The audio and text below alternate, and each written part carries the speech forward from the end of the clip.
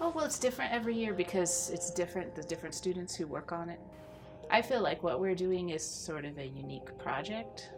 It's more global in terms of different media that we're doing, and of course the website and the videos like you guys are doing.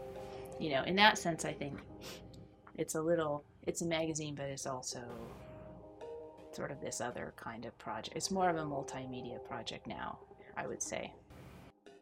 I know that like I have old issues in the office that I've seen where it wasn't called Between the Lines, it was called Talisman, and it was like a student magazine of art.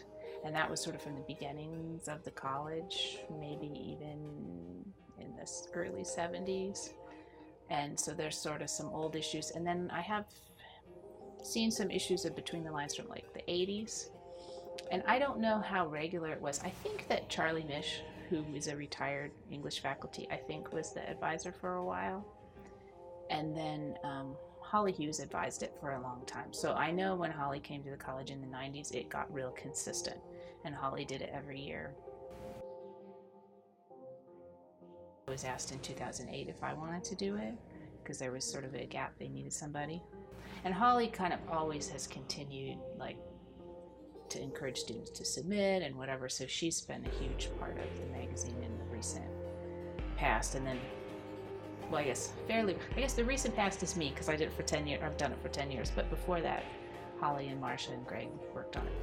I think so. I began working for the publication before I had submitted work. So I had submitted work a few years after I was an alum. But it really did help me find a place within this community that I felt like I could contribute and that I was valued and that I could be a part of.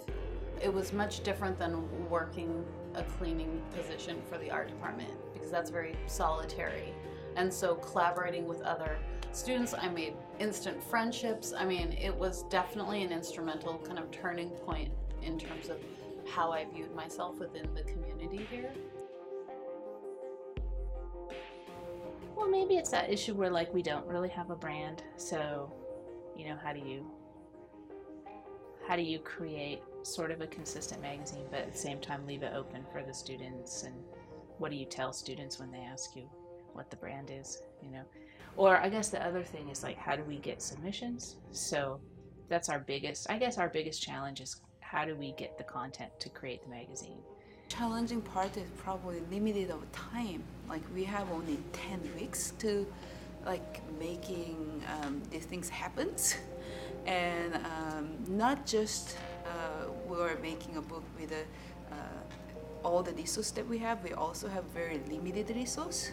We have a limited funding, and we have a limited entries and or better quality and like files and all that. So it's been a challenge because of the limited of time. If we have more time, well, obviously we can do a lot more things. I hear a lot from people like, I didn't know that we had this magazine. And I know, it's paid for by the student activities fee, so students can get a copy for free, so I'm always telling students, go to the Cecil office, you can get a copy for free, or I'm giving them out, or we give them out at events or whatnot. I think there's more awareness in the art department now, because we've got a lot of good cross promotion. When there's art and BizCo events, there's information there about the magazine.